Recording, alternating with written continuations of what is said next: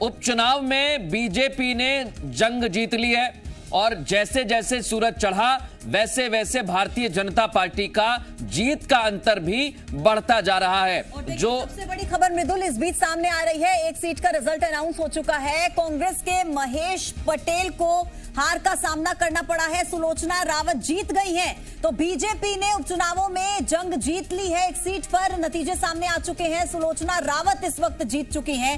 ये इस वक्त का सबसे बड़ा अपडेट हम आप तक पहुंचा रहे हैं। बिल्कुल, ये वो सीट है जहां पर कांग्रेस का गढ़ रहा।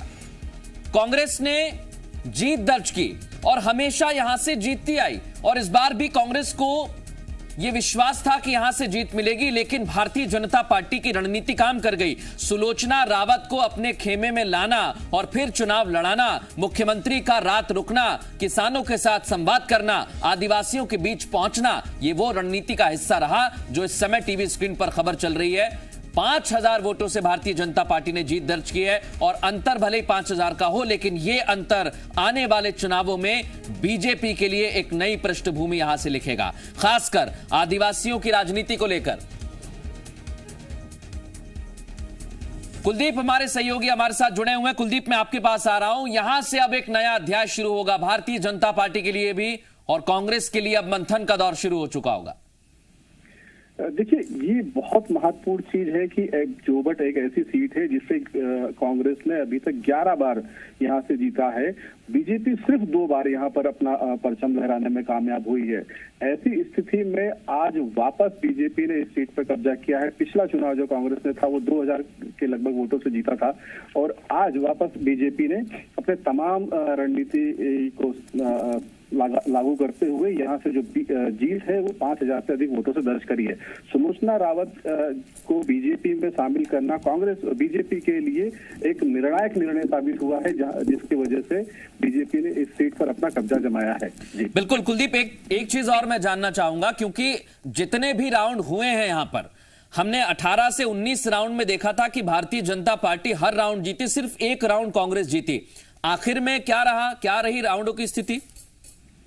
देखिए, ये अगर राउंड की बात करें तो 30 राउंड थे। 30 राउंड में से शुरू के 20-22 राउंड तक बीजेपी लगातार लीड रहती रही और ये लीड बीजेपी की बढ़कर लगभग 13000 तक हुई थी।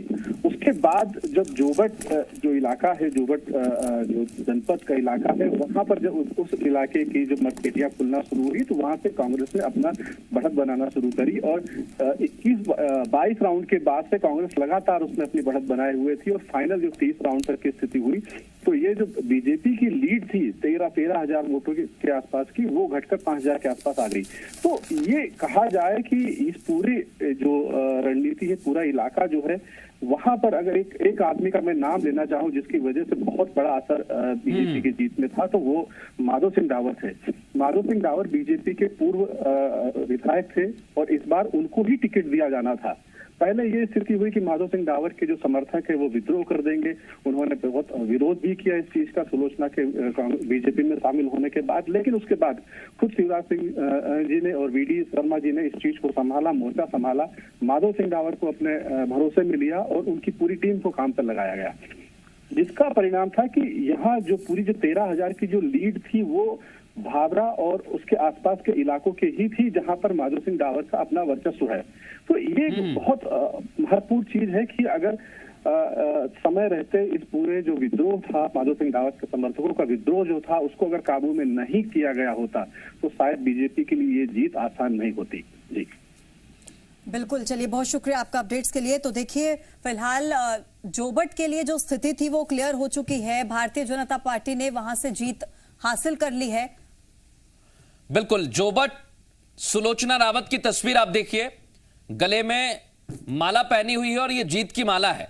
और यहां से अगर भारतीय जनता पार्टी को जीत मिली है, जैसा हमारे सहयोगी बता रहे थे कि बहुत सारे ऐसे वक्त में, कम वक्त में पार्टी को बहुत सारे फैसले लेने थे और उसमें एक महत्वपूर्ण फैसला सुलोचना रावत को पार्टी ज्वाइन कराना, फिर टिकट देना। भारतीय जनता पार्टी के सामने चुनौतियां थीं, लेकिन उन्हीं चुनौतियों को पार करके ये जीत हासिल